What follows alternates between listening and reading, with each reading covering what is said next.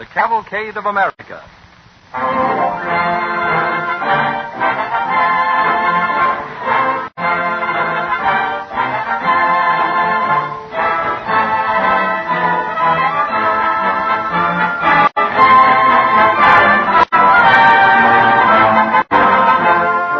At Thanksgiving time, when our nation and our people reflect on the many things for which we should be thankful, we cannot fail to include thanks for the American spirit of self-reliance, which is so well illustrated by tonight's episodes in the Cavalcade of America, presented by DuPont, one of America's oldest industries.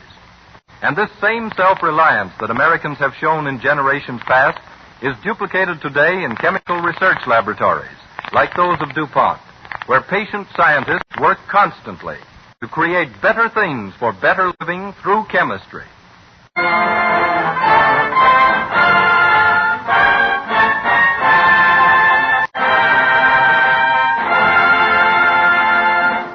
The action of this evening's first episode takes place at sea in the year 1620 on board the Mayflower as it neared the end of its historic voyage to the New World. Our Cavalcade Orchestra sets the stage with excerpts from the overture to Wagner's opera, The Flying Dutchman, in which the composer portrayed the stormy voyage of his legendary hero.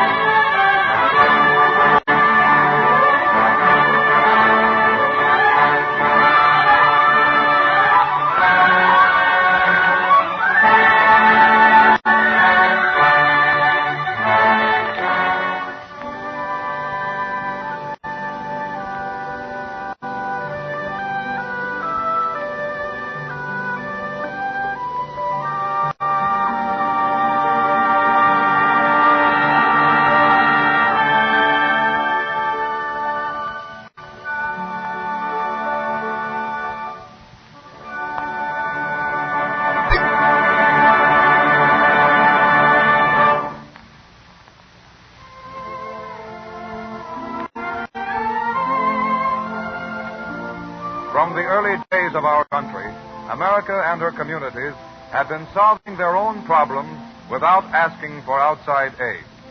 Let us go back to the year 1620. For 65 days, the good ship Mayflower has been buffeted by seas and winds. On board are 102 brave souls seeking a home in the New World. They have planned to land somewhere along the Delaware River, but waves and weather have carried them far off their course.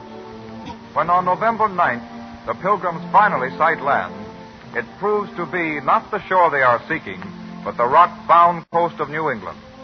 So southward the Mayflower turns, but only for a short time. Let go your foretop! Ease your helm. Captain Jones, what is the meaning of this? We're putting back, Master Carver. Putting back to England? Hardly, sir. To the land we've just sighted, Cape Cod. Our land lies to the south of us. And so do shoals and reefs, Master Brewster. Surely we can skirt about them. I'm taking no chances. I've managed to bring this ship 3,000 miles, and I'm not seeing her go to the bottom within sight of land. Oh, the captain is right. Listen to those breakers. We're putting into the first harbor we find. And there you're landing. Well spoken, Captain. So say I. Let's have done with argument and land. We have no authority to land in New England. Our patent is from the Virginia Company. Patents be hanged. We want to get ashore. But don't you understand? The Virginia Company has no jurisdiction as far north as this. So much the better, Master Brewster. We can do as we please. What say you, Master Carver? It has been a long journey. Our food supplies are low. I like not landing without authority, but it does seem the only thing to do. Who wants authority? Not I. We had our taste of that in England. Freedom, that's what we're after. Liberty. Every man his own master. His master ashore, maybe. Not while you're aboard this ship. I'm the master here, and I'm giving orders to put back to Cape Cod. Now, stand by to go about.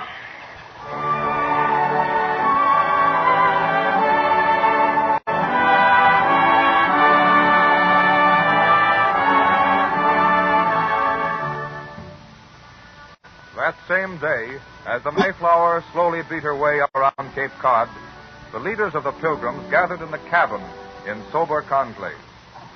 Master Carver, I'm worried about some of our company. Did you hear their boastings this morning? How they said they would take advantage of their liberty once we landed? Aye. An unruly lot, these London men. Cut from a different pattern from our Leiden folk. Aye. Give them a free hand, and there'll be naught but trouble in the settlement. Had we only been able to secure a charter from the king, giving us the right to govern ourselves. In a crisis like this, my friends, there's nothing to do but to take matters into our own hands. My army number's only a dozen men, sirs, but we stand ready to enforce order. Thank you, Captain Standish. If military measures become necessary, we will call upon you. But it was not that I had in mind. A civil government is what we must create. You are right, Master Carver. Let us straightway appoint some of our own number here as a governing body. What governors our little colony has was chosen by common consent. But our boasting friends on deck will never consent to any rule. Then they will not be permitted to land. We will draw up a covenant, which every man must sign tomorrow, before he leaves this ship, agreeing to abide by the common will. In this way only can we be sure of law and order.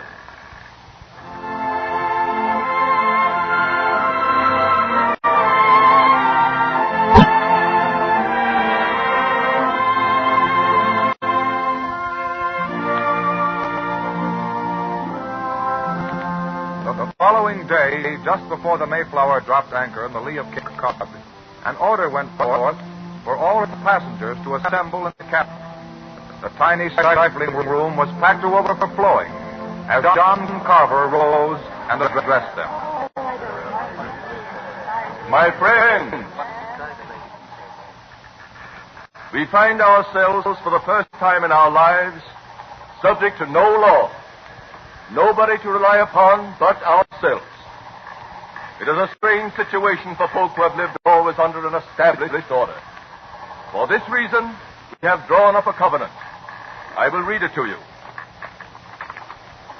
Having undertaken, for the glory of God and advancement of the Christian faith and honor of our king and countries, a voyage to plant the first colonies in the northern part of Virginia, We do by these presents solemnly and mutually in the presence of God and of one another, covenant and combine ourselves together into a civil body politic for our labor, ordering, and preservation, unto which we promise all due submission and obedience. In witness whereof we have hereunder subscribed our names at Cape Cod, the 11th day of November, in the year of the reign of our sovereign Lord, King James of England, Anno Domini 1620. 41 men we number in our company. 41 signatures, then, are required. What about women? Aye, they're the troublemakers. They should be made to sign. You know full well that females put not their names to documents. The time is short, my friends. Captain Jones is preparing to anchor. If you will step forward one by one and sign your name. If you will please, step this way. What is your decision? Must it be made now? If you wish to land. I'm signing. Good. And you, sir? Well, if there must be laws here, at least we'll have a voice in making them. Where's the quill? Here. And you, sir? I subscribe. The Mayflower Covenant is complete.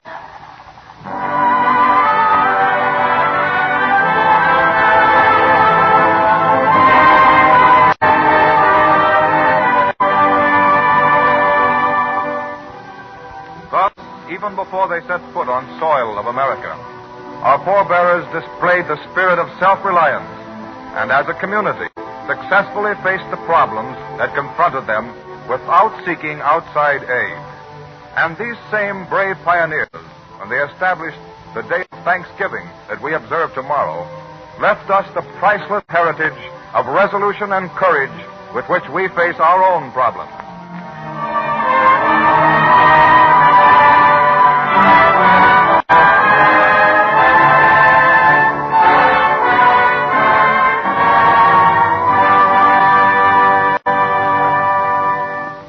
Before we go on to this evening's second episode, our Cavalcade Orchestra will play one of Victor Herbert's loveliest melodies, Indian Summer.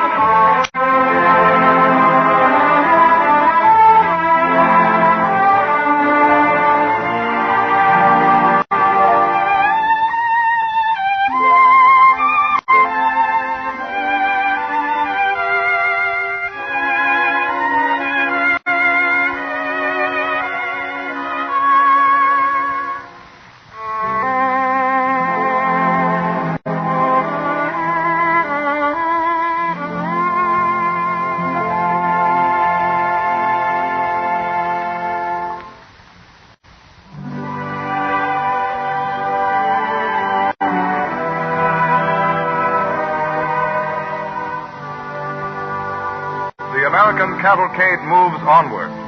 The spirit of resourcefulness still lives in the hearts of our people. They face hardships today with the same courage that helped our forefathers snatch civilization from the wilderness. The years go by until we reach another November. It is in the Winooski Valley in the state of Vermont, November 3rd, 1927. November the 4th, to be exact, for the clock in the kitchen of the Sherburns farmhouse has already passed midnight. In the bedroom off the parlor, John and Jenny Sherburn are lying awake, listening to the downpour outside. John, you awake? I ain't been asleep. Oh, me either. Wonder what time it is. 12:30. Last time I got up to look. And if we could only open up the window, might, so it wouldn't be so close in here. Open up a window and we'd be soaked. Rain's coming from every which way. Well, I thought it had let up by now. It's coming down harder, if anything. Just listen to that. Getting colder, too. I hope to goodness this don't turn into snow. It'll be a blizzard if it does. Walloper. But at that, it's almost time for snow. It's only a few weeks till Thanksgiving. Yep. Oh, we got a lot to be thankful for this year, too. Yeah, we ain't done so bad. See, the farm's paid for itself for the first time since we bought it. And by next year, John, we ought to have some money laid aside. I guess I'll get up and take a look outside. It's pitch dark, John. You couldn't see a thing. Oh, lay down and try to go to sleep. I can't sleep. That river making so much noise. Well, you've slept by that river all your life. I never heard a roar like this before, though. I wonder if the cows is all right. Oh, the barn's tight as a drum. Yes, but it's down low there in the holler. John, you don't think... Listen. Listen to that river, Jenny. She's rising fast. Well, she rises every year in the spring, and we never have... Way up over the high mark for spring. She was over that when we went to bed. I tell you, I'm uneasy about them cows. I don't know what to be bothering with them because the springtime it got... The telephone. Gracious, John. Who can be calling anybody at this time of night? Somebody sick, most likely. Well, whose ring is it? Listen. It's a general party ring. Father, answer it quick. Yes, I'm going. Oh, watch out in the dark there, Father. Yes. Hello? Hello? Yes? Yeah? From Barry. Yes? Who is it, John? What's happened? Van der Goshen. That bad, is it? John. All right. Thank you. Gosh, oh, hemlock. John, what is it? Just what I was afraid of, only worse. Tell me. Flood. Oh. Yep. The Winooskis on the rampage. Oh. Carrying away buildings, knocking down bridges, washing out roads. Montpelier and Barry's already bad hit. We'll get it before morning.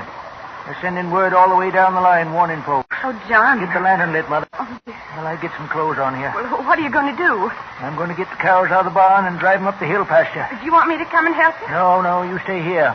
There may be more messages. Central said they'd keep us posted as long as they could. No telling when the wires will be down. Oh. Now, where's my boots? Here they are, Father. And here's the lantern. Thanks. What do you suppose could have started a flood at this time of year? There's no snow. Result of unprecedented precipitation. That's what the report said. Unprecedented precipitation. Well, what in the world does that mean? Means that it's raining like all tarnation.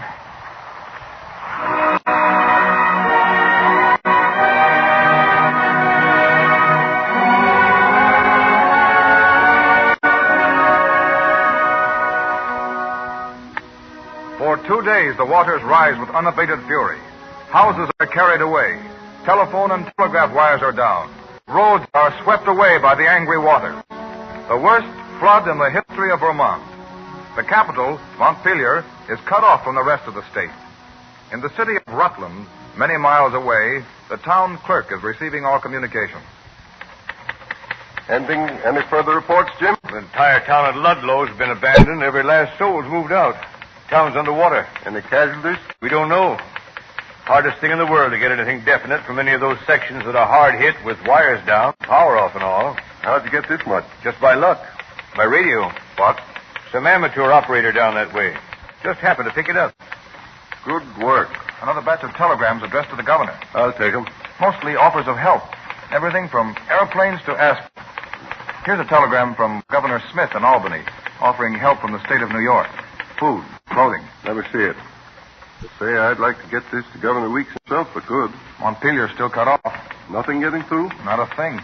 They're trying foot messengers now. They may be able to make it. We can't wait to forward messages like this by foot. Well, how else will we... Radio. They can still pick up messages in Montpelier by radio. I'll wire Governor Smith and ask him to broadcast his telegram to Governor Weeks.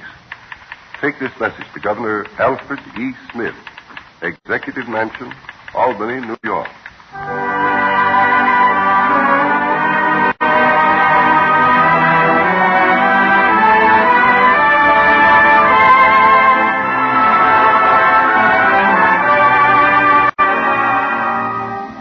Still the flood rages. Still the city of Montpelier is cut off from the outside world. On November 6th, in the Executive Mansion, we find the governor of Vermont speaking to his secretary. Get word to Major Perkins in Rutland. Tell him to open the state armory for refugees. Yes, sir. Burlington is rushing food and blankets. Yes, sir. That's all. What about all these messages, sir? Messages? These offers of help from the outside. They're pouring in every hour. Oh, yes, I know. Amazing, the generosity of folks at a time like this. Well, they all want to know what they can do for us, what Vermont needs in the way of help. They're waiting for an answer, sir. I will tell them. I'll issue a statement to the whole country. Yes, sir. Have the following message radioed to all states, cities, organizations, and individuals who have offered help. Yes, sir. Please accept the thanks of the people of Vermont for all the generous offers of sympathy and assistance which have come to us. If we find the situation beyond our control, we shall be glad to call on outside help. Until then, Vermont will do as it has always done and take care of itself.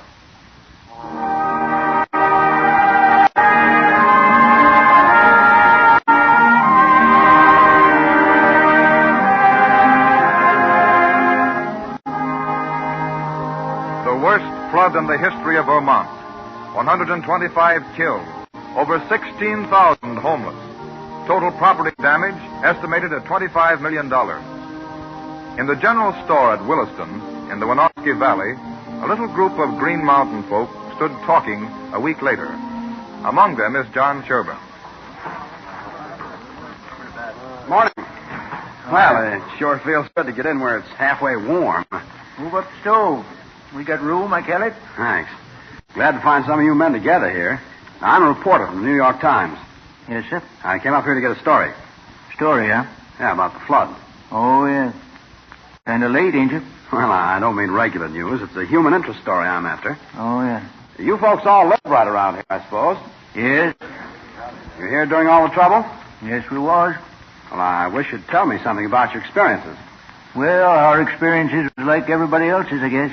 I'd like to be able to report how you're getting on. We're getting on fine. Well, some of you have lost your homes, haven't you? Lots of us.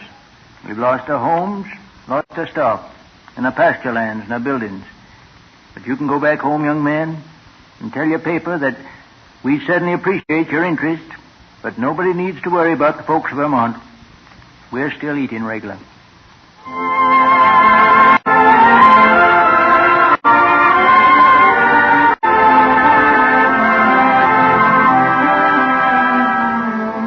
Thursday, November 24th, 1927.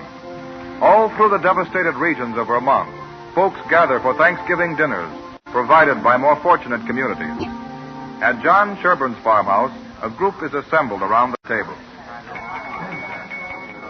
Friends, before we set ourselves down to the turkey and fixings, I'd like to suggest that we pause for just a moment and give thanks to the Lord for our blessing. We got a lot to be thankful for, you know, in spite of what's happened. We've got fine medical care for those that's sick or injured. We've got up-to-date scientific knowledge to help us rebuild and get going again. We've got the assurance of financial backing, those of us that need it. The state of Vermont has worked out all that. And we've got friends all over the country wishing us well. Compared with our forefathers who observed that first Thanksgiving, I'd say that we was mighty well off. Now let's all join together in singing the doxology. All right, Jenny?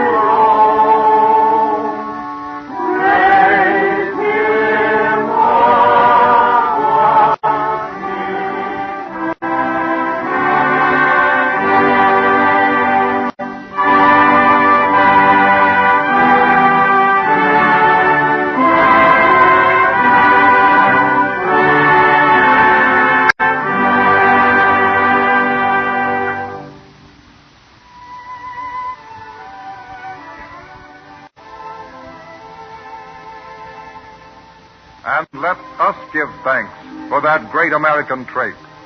The self-reliance of our communities, their ability to weather storms and surmount catastrophes, smiling, unflinching, today as in the pioneer hours of the Cavalcade of America.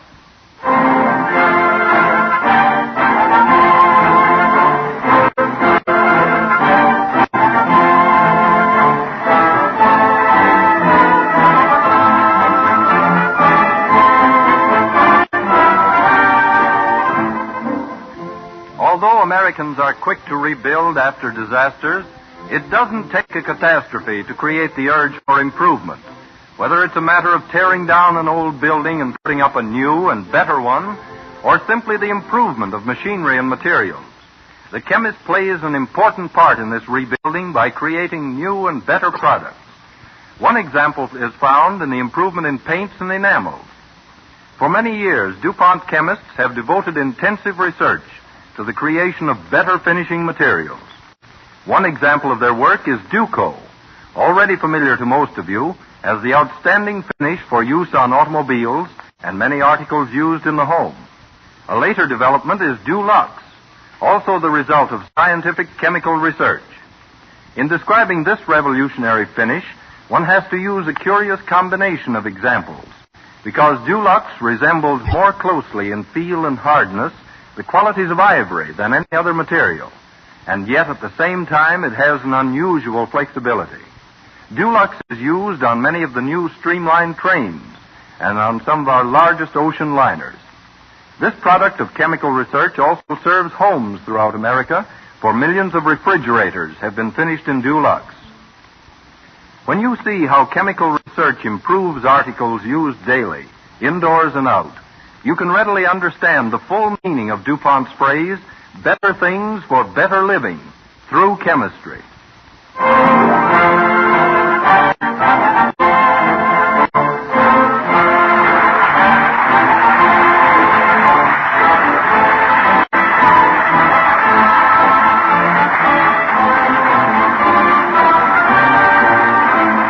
Next Wednesday at this same time, DuPont will again present the Cavalcade of America.